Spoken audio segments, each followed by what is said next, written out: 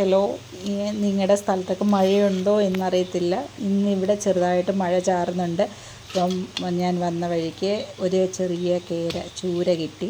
അപ്പോൾ അത് കറി വെക്കാൻ എങ്ങനെ കറി വെക്കാം എന്നാണ് നോക്കുന്നത്. അപ്പം മുളക് പൊടി, ഈ കറിക്കുള്ള മുളക് പൊടി ഇല്ല. അപ്പം കാശ്മീരി മുളക് ഉള്ളത് ഞാൻ കഴുകി ശകലം ചൂടുവെള്ളത്തിൽ ഇട്ട് വെച്ചു. ഒരു 10 മിനിറ്റ് കഴിഞ്ഞിട്ട് പേസ്റ്റ് പോലെ അരച്ചെടുത്ത് കഴിഞ്ഞാൽ നമുക്ക് കറി വെക്കാം. അപ്പോൾ അതിന് ഈ മീൻ കറിക്ക് വേണ്ട സാധനങ്ങളെന്ന് വെച്ചാൽ പുളി ഞാൻ 3 അല്ലി എടുത്ത് 3 കുട എടുത്ത് വെള്ളത്തിൽ ഇട്ടിട്ടുണ്ട്. ഇഞ്ചി, വെളുത്തുള്ളി, മഞ്ഞൾപ്പൊടി, കടുക്, ഉലുവപ്പൊടി, ഒരു പിഞ്ച് നമ്മുടെ കുരുമുളക് പൊടിയും കൂടി എടുത്തിട്ടുണ്ട്. അപ്പം ഞാനതിന് വേണ്ടുന്ന മീൻ കറി എല്ലാവരും പറയും മീൻ കറി എത്രയും പെട്ടെന്ന് ഉണ്ടാക്കാവുന്ന ചുമ്മാതാണ്. മീൻ കറി ഒന്നും എളുപ്പമൊന്നും ഉണ്ടാക്കാൻ പറ്റത്തില്ല. ഈ കുക്കിംഗ് എന്ന് പറയുന്നത് ശകലം ക്ഷമയും കാര്യങ്ങളൊക്കെ ഉണ്ടെങ്കിലേ കുക്കിംഗ് നല്ലതാവത്തുള്ളൂ. ഇപ്പോൾ പുറത്ത് നല്ല മഴ പെയ്തുകൊണ്ടിരിക്കുകയാണ്. അതുകൊണ്ട് മുറ്റത്തോട്ട് ഇറങ്ങാനേ പറ്റത്തില്ല. ഞാനതുകൊണ്ട് കിച്ചണിലാണ് ഇന്ന് മീൻ കറി ഉണ്ടാക്കാൻ പോകുന്നത്.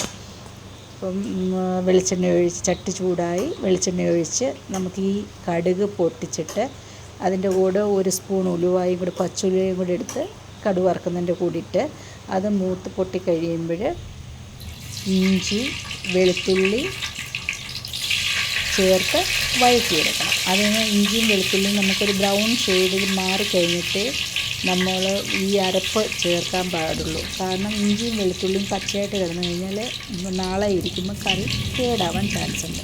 അതുകൊണ്ട് അത് നല്ലപോലെ മൂത്ത് കഴിഞ്ഞതിന് ശേഷമേ നമുക്ക് ഈ മസാല തയ്യാറാക്കിയത് ചേർക്കാൻ പറ്റുള്ളൂ. അപ്പം ഞാൻ മുളക് പൊടി ഇല്ലാത്തതിനാൽ കാശ്മീരി മുളക് ശകലം ചൂടുവെള്ളത്തിലിട്ട് കുതിർത്തിട്ട് മിക്സിയിൽ നല്ല പോലെ പേസ്റ്റാക്കി അരച്ചിട്ടുണ്ട്.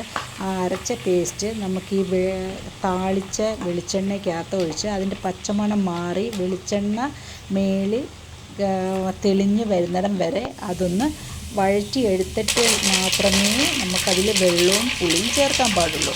ഇല്ലെങ്കിൽ അതിൻ്റെ പച്ചമണം മാറത്തില്ല, കറിക്ക് ടേസ്റ്റും കാണത്തില്ല. അപ്പം ഞാനിവിടെ ചെറിയ ചൂടുവെള്ളത്തിൽ തന്നെ അത് അരച്ചെടുത്തിട്ടുണ്ട്. ആ അരപ്പ് നമുക്ക് താളിച്ച് വെച്ച് വെളിച്ചെണ്ണയ്ക്കകത്തോട്ട് ഒഴിക്കാം. അപ്പം വെളുത്തുള്ളിയുടെയും ഇഞ്ചിയുടെയും പച്ചമണം മാറിയിട്ട് നമ്മൾ ഈ അരച്ച് വെച്ചിരിക്കുന്ന അരപ്പും കൂടി ചേർത്ത് അതിൻ്റെയും പച്ചമണം മാറുന്നിടം വരെ ഇളക്കി. പച്ചമണം മാറുന്നത് നമുക്ക് എങ്ങനെ മനസ്സിലാവുന്നതെന്ന് വെച്ച് കഴിഞ്ഞാൽ അതിൻ്റെ വെളിച്ചെണ്ണ തെളിഞ്ഞ് മേലിൽ വരുന്നിടം വരെ നമ്മളിത് ഇളക്കി അടുക്കി പിടിക്കാതെ ഇളക്കിക്കൊണ്ടിരിക്കണം. എന്നിട്ട് ആവശ്യത്തിനുള്ള പുളി, വെള്ളവും ഉപ്പും ചേർത്ത് ഈ അരപ്പൊന്ന് തിളച്ചതിന് ശേഷം മാത്രമേ മീൻ കഷ്ണം പറക്കിയിടാൻ പാടുള്ളൂ. ഓൾറെഡി വെള്ളം തിളപ്പിച്ചതാണ് ഞാൻ ചേർത്തത്. എന്നാൽ ഈ അരപ്പിൻ്റെ കൂടെ കിടന്ന് ഒന്നും കൂടെ തിളച്ച് ശേഷം മാത്രമേ മീൻ കഷ്ണം പറക്കിയിടാൻ പാടുള്ളൂ. അപ്പോൾ ഞാൻ പുളിയിട്ടു, ആവശ്യത്തിന് ഉപ്പും ചേർത്തു. തിളയ്ക്കാൻ വേണ്ടി നമുക്ക് വെയിറ്റ് ചെയ്യാം. അത് തിളച്ച് കഴിഞ്ഞിട്ട് നമുക്ക് മീൻ കഷ്ണം പറക്കിയിടാം. മീൻ കഷ്ണം പറക്കിയിട്ട് കഴിഞ്ഞിട്ട് ചെറിയ തീയിൽ അടച്ച് വെച്ച് വേവിച്ചെടുക്കാം. അപ്പോൾ ഇന്ന് മഴയായതുകൊണ്ട് എനിക്ക് ശകലം ചക്കയും കൂടെ കിട്ടിയിട്ടുണ്ട്. അപ്പോൾ ചക്കയുടെ കൂടെ ഈ മീൻ കൂട്ടാൻ ഒഴിച്ചിട്ട് നമുക്ക് കഴിച്ച് നോക്കാം എങ്ങനെയുണ്ടെന്ന്.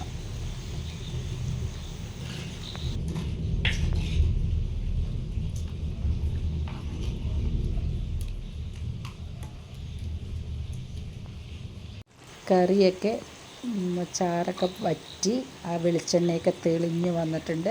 അപ്പം കറി പാകമായിട്ടുണ്ട്. അതൊന്ന് ചട്ടിയൊന്ന് ചുറ്റിച്ചിട്ട് നമുക്കൊന്ന് വാങ്ങി വെക്കാം. എങ്ങനെയുണ്ട് കറി? ഇഷ്ടപ്പെടുമെന്ന് വിചാരിക്കുന്നു.